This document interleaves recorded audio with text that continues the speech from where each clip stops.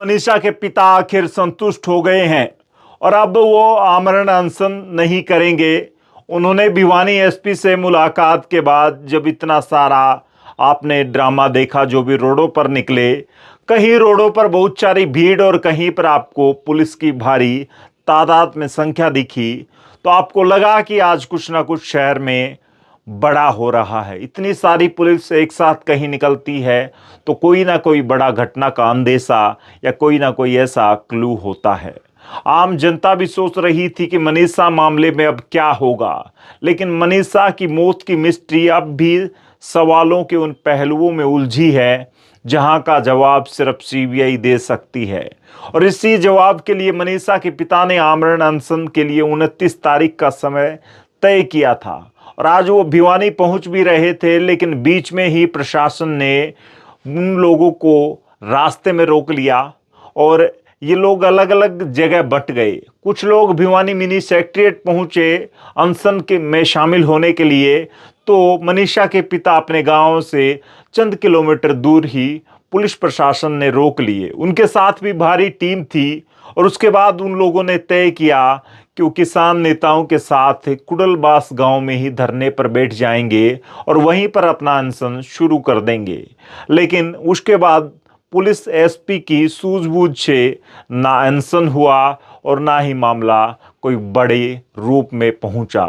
फिलहाल जो है मनीषा के पिता अपने घर वापसी कर चुके हैं और वह संतुष्ट हो चुके हैं। संतुष्टि इस बात पर हुई कि भिवानी एसपी ने कहा है कि मैं आने वाले वक्त में 4-5 या 1 सप्ताह के अंदर कोशिश करूंगा कि सीबीआई से मनीषा के पिता की मुलाकात हो और मामला कहां तक पहुंचा है, जांच कहां तक पहुंची है सीबीआई की, ये स्पष्ट हो सके। हालांकि देश की सबसे बड़ी जांच एजेंसी है सीबीआई, तो हम अपने तरीके से उन्हें नहीं चला सकते। वो अपने तरीके से उन्होंने अपनी जांच कहां तक की है ये तो आने वाले वक्त में तय होगा। लेकिन भिवानी एसपी के सूझबूझ से आज एक बड़ी घटना जो हो सकती थी, इस तरीके से लोग उग्र हो सकते थे, वो कहीं ना कहीं अब शांत होकर संतुष्ट होकर अपने घर वापसी कर चुके हैं। आप लोगों को ये पूरी खबर देखकर क्या कुछ दिमाग में सवाल खड़े हो रहे हैं और मनीषा की मिस्ट्री से अब तक आपको क्या कुछ लगता है, वो कमेंट में लिखें। और देखिए, जो आज का विषय था वो प्राइमरली ये था कि इस केस की इन्वेस्टिगेशन, जैसे हम सभी जानते हैं, परिवार वालों की डिमांड पे माननीय मुख्यमंत्री के द्वारा सीबीआई को हैंड ओवर की गई थी। और भी उस टाइम लास्ट ईयर जो भी इनकी डिमांड थी, माननीय मुख्यमंत्री ने तुरंत उनको मानने का काम किया था। आज उस विषय में इन लोगों का ये कहना था कि काफ़ी वक्त हो गया है, अभी तक इन्वेस्टिगेशन का कोई कंक्लूजन नहीं आया है। क्योंकि केस सीबीआई के पास है तो हरियाणा पुलिस या हरियाणा एडमिनिस्ट्रेशन इस बारे में कुछ भी कमेंट नहीं कर सकता। हालांकि आज मेरे द्वारा इनसे ये बात की गई है कि मैं इस केस के जो स्टेटस इन्वेस्टिगेशन का अब तक है उसके बारे में इन्वेस्टिगेशन टीम से आपकी मीटिंग कराने का प्रयास करूंगा, जिसके लिए मैं एक ऑफिशियल कम्युनिकेशन भी करूंगा। और जैसे वो कोई टाइम देंगे, अगर वो कोई टाइम देंगे तो परिवार के लोगों के साथ उनकी मीटिंग कराई जाएगी। इसके अलावा परिवार के लोगों का और भी 2-3 मांगे थी, जिनमें नहीं, वो देखिए, वो एक इन्वेस्टिगेशन एजेंसी से संबंधित मामला है।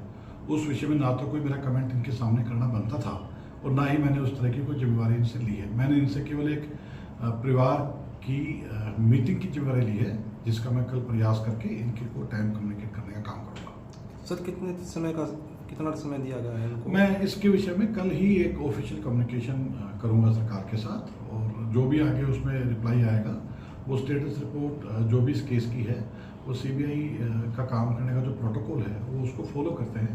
तो मैं बहुत बातें इस वक्त ये नहीं कहना चाहता कि कैसे क्या होगा, पर मैंने जो यहाँ पे सबके सामने परिवार के लोगों से कमिटमेंट किया है, उसके लिए मैं एक ऑफिशियल कम्युनिकेशन कल सुना करूँगा। 36 बिरादरी की सरदारी यहाँ बैठी है। अब सारे भाइयों ने मिलके, लक्ष्मण भाई तबीर सारे तो बात करी, कोच साहब ने अपनी एक बात रखी जिस पर सबने सहमति दी। मैं 1-2 बात आपको कहना चाहता हूँ।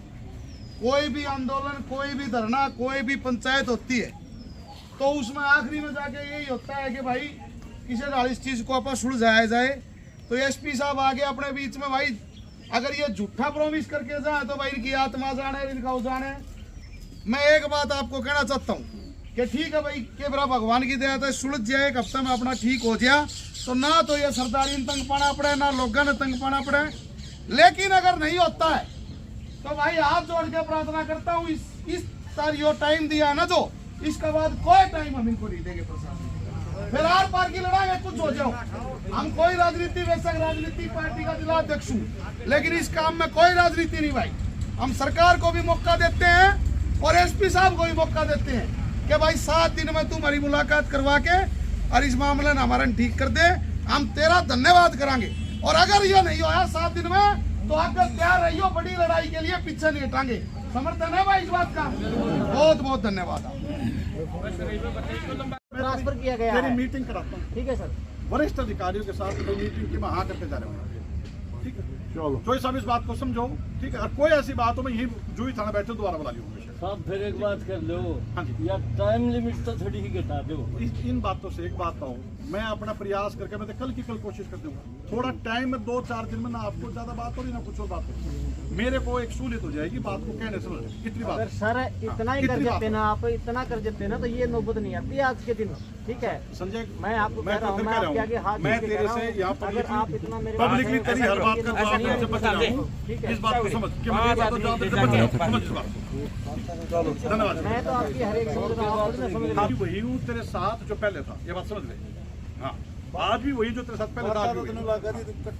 चलो कोई नहीं।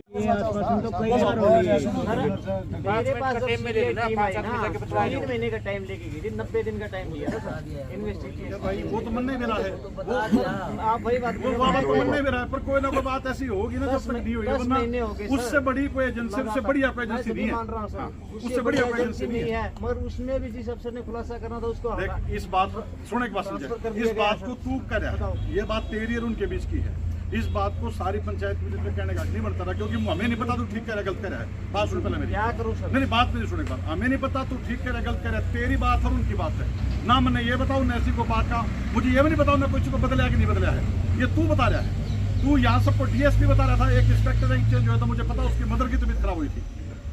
तूने यह बात एक बार किसी को नहीं बताई कि उसकी मदर की तबीयत खराब होने से वो छुट्टी गया था। नहीं है तुमने यहाँ पे कैसा माहौल बनाया कि उसको बदला गया? सर ऐसी बात नहीं है, नहीं उस नहीं, अफसर क्योंकि की- जो बातें तेरी और उनकी थी, तुमने ये बात यहाँ खाई है तो तेरे को जवाब देना। सर मैं बता रहा हूँ आपको, जिस अफसर की बदली हुई उसकी कोई मदद भी भिवानी भी चलो अपन या मांग थी एसपी साहब की बात माननी, बाकी मानने वालों सिस्टम कौन था जिसो व्यवहार करे गयो पूरे और कोई उरे को आतंकवादी कौन था, पूरे पुलिस वाला इसो व्यवहार गंदो करे था हमारे के लिए।